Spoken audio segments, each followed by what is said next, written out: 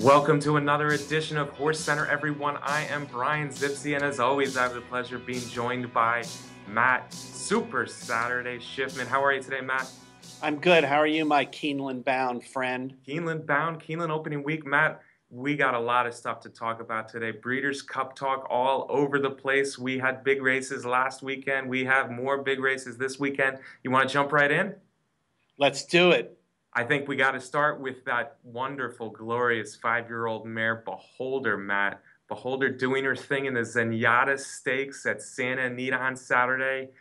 You talk about, talk about the competition not being the greatest in the world, but she was just so dominant, so easy. Gary Stevens was barely earning any pay on this one, Matt. Yeah, talk about easy. I think that was the easiest victory I've ever seen beyond having a walkover. I mean, he literally. I mean, I don't think they got out of a gallop at any point around. He was standing up on her all the way around the racetrack. So again, a dominant performance. I don't think it told us too much, except that she beat a really weak field. This all sounds so very familiar. Weren't we saying the exact same thing in the Haskell? Although American Pharoah, we know, beat some better horses perhaps in the Frost, better horses in the Haskell, namely Keen Ice. So yeah, we'll see what happens. American Pharoah came out of that easy win in the Haskell and was beaten by the tag team of First Frosted pressuring and then Keen Ice rolling by in the Travers. Beholder, she deserves her shot in the Classic, Matt. I would be a little bit, honestly, I'd be a little disappointed if they decide on the distaff. It sounds like they're doing Classic. I think she's earned it.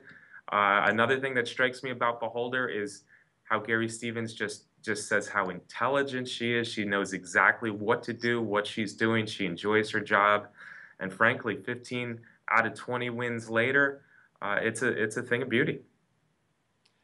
No question about it. They're a good pair, Gary Stevens and Beholder. And I think they have to go in the Classic. And we just remain with shipping across the country, out of California, new racetrack question. It's a question. I don't really question it that much. As good as she is, as smart as she is, and the fact that her first two races outside of California, she had pretty big excuses, the Kentucky Oaks and the Ogden Phipps, and she still was right there. I'm not too worried about it. Send her to the Classic, and you have to give her a shot against all those good males in the Classic. Matt, let's go back across the country, back to Belmont Park. You were there.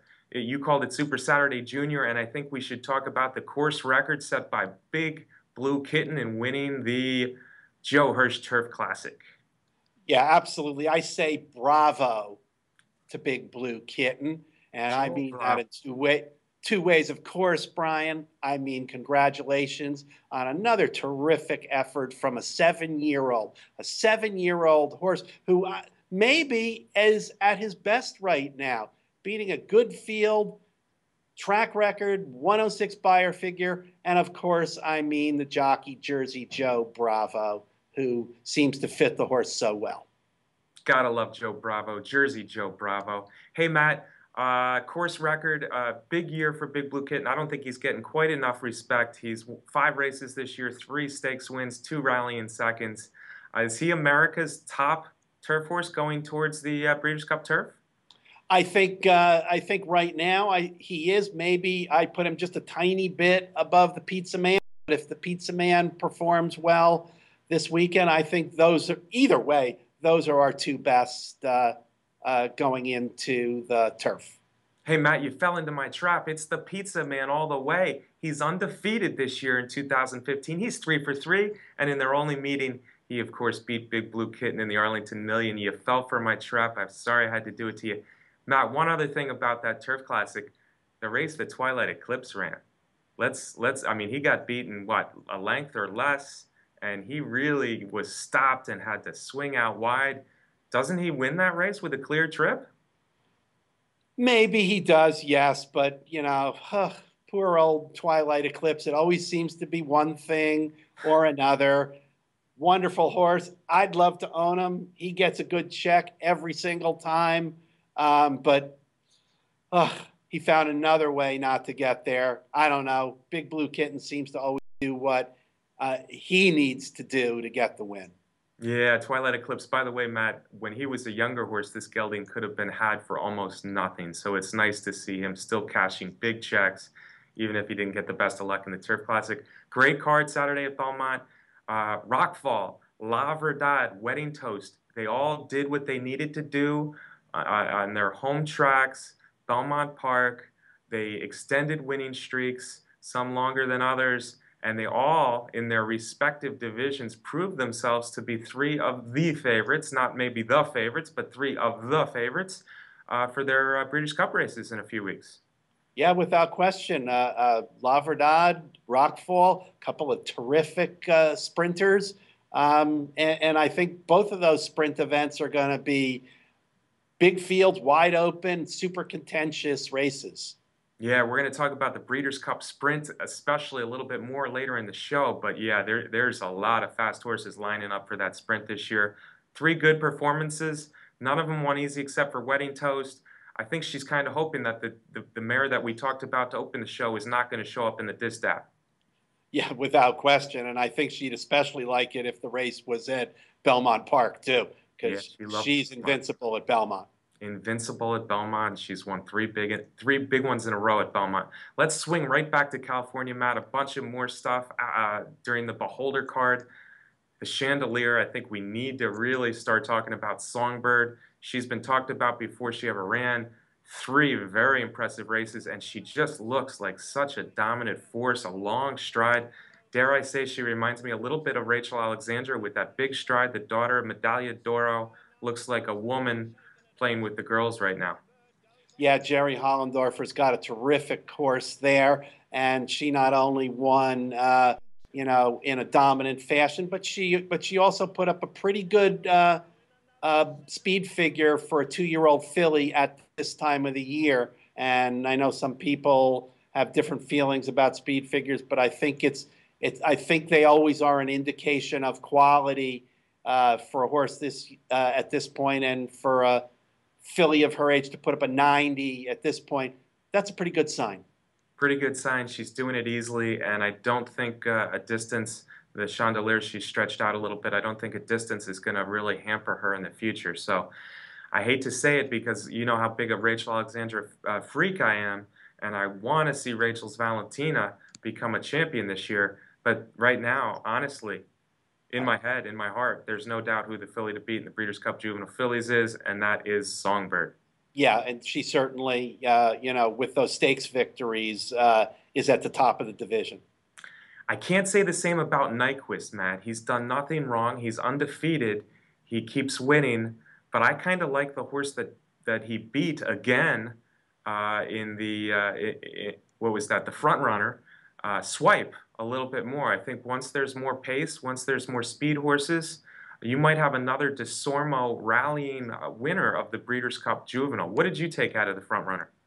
Yeah, I feel the same way about Nyquist. I mean, he's had a terrific campaign so far, but following up on what I said with Songbird, he came out of that race with a really unimpressive speed figure. So, I mean, he's winning, but I just don't see him as a horse, as a Derby winner, or even in the juvenile. Okay, so we're not going with the angle of Delmar Futurity front runner winners going on to win the Triple Crown. We don't think that's going to carry over again. Yeah, and I agree with you, Matt. I don't even think that he's going to be one of my top picks for the juvenile. Although the horse he was beating in that slightly slow front runner, Swipe, is one of my top ones. Yeah, and certainly is a horse that we're going to keep our eye on. Trained by Keith DeSormo, who brought us Texas Red last year. We also need to mention one other young, lightly raced horse, I guess more lightly raced than young, because 3 months ago, Smooth Roller had never run a race. 3 months later, he's a Grade 1 winner, and he's Breeders' Cup Classic bound, Matt. That's pretty incredible. Yeah, well, that horse has really developed quickly. Again, something we've been saying a good bit about these performances on the West Coast. Again, I don't think he beat a lot in that field, but he ended up with the biggest speed figure of the weekend anywhere in the country with a 111. So for a young horse like that, or a less experienced horse like that, shall we say, I think the horse has got a good future, and he's earned his shot in the Classic. Tough group he's going to face there, but let him take a shot. Let him take a shot. He's earned it. I don't like his chances at all. However, yeah, he's come a long way. Grade 1 winner, 4-year-old son of Hard Spun. He's a gelded son of Hard Spun. He probably is quite a physical presence, but just too much too soon as far as picking him in the Breeders' Cup Classic. But let's give him props for a very big, awesome again opportunity. Bayern. He beat the Breeders' Cup Classic winner easily from last year, but as we've learned all year long, that doesn't really mean anything this year. Speaking of Bayern, hey Matt, we got to talk about this week now. We have a bunch of stuff coming up, and I guess the real Super Saturday is going to please stand up on Saturday. Yeah, I mean, and like you said, this weekend around the country, there are 14 win and you're in races for the Breeders' Cup, 8 of them at Keeneland, 5 of them at Belmont, and there's one out on the West Coast at Santa Anita. But on all different types and ages, we've got juveniles, fillies, and boys at Belmont, win and you're in. Same thing at Keeneland, sprinters, grass. So this is it for the Breeders' Cup, and then we can really start talking about the fields. Yeah, that's exciting, Matt. I love the lead up. I love the anticipation to the Breeders' Cup, and this weekend is going to bring me a lot of those horses running. We're going to see, we're really going to start to see who we're going to pick on Breeders' Cup Day. Belmont, you got the Frisette, the Champagne are going to shake things out with the 2-year-olds just a little bit, but I think the headliners are the Jockey Club Gold Cup, headed by Tonalist, and of course the Kelso. A little bit surprising, the Kelso headed by Honor Code. Yeah, I think without a question, Honor Code is the headliner of the weekend of the Super Saturday card at Belmont, and he's going in a Grade 2 race, the Kelso. I think it's an interesting decision to go there, but the more I think about it, the more I like the decision. He's great at Belmont Park. He likes the mile.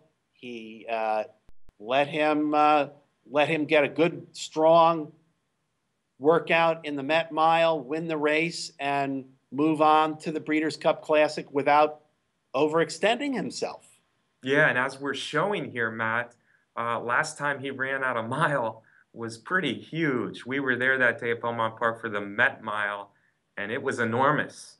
The move and the race that Honor Code ran in the Met Mile. The horse he beat, Tonalist, you got to say is the horse to beat in the prestigious and historic Jockey Club Gold Cup. Is he going to win? He hasn't won enough this year. He won his first race of the year in I believe it was the Westchester. He hasn't won since. He's got to be the horse to beat on Saturday in the Jockey Club Gold Cup, though, right? Yeah, I guess so. I think he'll be the betting favorite, but let me just put it this way. He will not be a single for me in All Stakes Pick 4. Whichever races end up being in that sequence, I can't single Tonalist. He just hasn't found a way to win since the Westchester, and that was, a particularly weak field. So Tonalist is a bit of a mystery horse for me at this point. Yeah, he still is. Remember, he won the Belmont and the Jockey Club last year, full of class. And you know what, Matt? I agree with you. I think FNX, the Wicked Strong, even Constitution, there are horses that could beat him on Saturday at Belmont. However, Tonalist is one of those horses that I think is sneaky dangerous at 1.25 miles at Keeneland. 1.25 miles is a really good distance for him. He's going to be probably ahead of Honor Code early. We're looking for horses to pick up the pieces in the Breeders' Cup Classic. Usually it has a pretty fast pace. Keen Ice, Tonalist are kind of right up there on my list. Yeah, I think that all those things that you said are true. Tonalist is going to have to show me a lot in the Jockey Club Gold Cup for me to put Tonalist ahead of Keen Ice and ahead of Honor Code as the closers that I'll prefer in that race, because I like both Honor Code and Keen Ice a lot. Fair enough. Well, let's see what we see from Tonalist this weekend in the Jockey Club Gold Cup. Matt, we need to talk about opening weekend at Keeneland a little bit. As you said, just full of stakes Friday, Saturday, and Sunday. I think the one that has my interest the most going in is this really super sprint. Last year, the Phoenix developed the Breeders' Cup Sprint winner in the Illinois bred Work All Week. He's back this year, and I think he's one of the ones to beat, but I don't know if he's the favorite against this sensational 3-year-old, this Run Happy, who just freaked at Saratoga in the King's Bishop. Yeah, I was there that day, and there were a lot of good horses in that race, and it was never a contest. And Run Happy was just so impressive. A horse that does that did it easily there, does it without medication, and a lot of good things you can say about Run Happy. Work All Week is coming into the race. Not quite on the roll that he was on last year when he ran in this Keeneland event. Yeah, last year was a more winning year for Work All Week, but I saw Work All Week's last race, Matt, and he won by daylight. It was at West Virginia, it was at Mountaineer Park. There wasn't a ton in there, but I think it got him some confidence. He ran good races in his previous 2 losses coming into that race. I think the Midwest Thoroughbreds runner is going to be peaking at the right time. Can he handle Run Happy? Can Run Happy repeat that performance for Mattress Mac and the unheralded young trainer Maria Burrell that he did at Saratoga? It's going to be interesting. That's Friday at Keeneland. Can't wait to see that matchup. And then Saturday, you know how I love pizza, and you know how I love the Pizza Man. Yeah, without question. And I love pizza too, Brian. And I want to see this Chicago pizza in Kentucky and see how he does on the turf at Keeneland. Well, he's won in Kentucky before, Matt. I'm not worried. Interestingly, he's dropping from 1.25 miles down to a mile to prep for a 1.5 mile race, but that's just the kind of horse he is. Very consistent. He can run any distance. I want to see him win the Shadwell Mile from a rooting standpoint. Matt, it's going to be an awesome weekend, just like last weekend. I can't wait. Thank you again for being here for this Breeders' Cup Prep Show. Have fun at Belmont on Saturday. I will, and I want you to have fun this weekend at Keeneland. There you go. Thanks to our producer, Ember Marr. As always, we're brought to you by Horse Racing Nation and Derby Wars. Have a great Super Saturday weekend, everyone. We'll see you next week.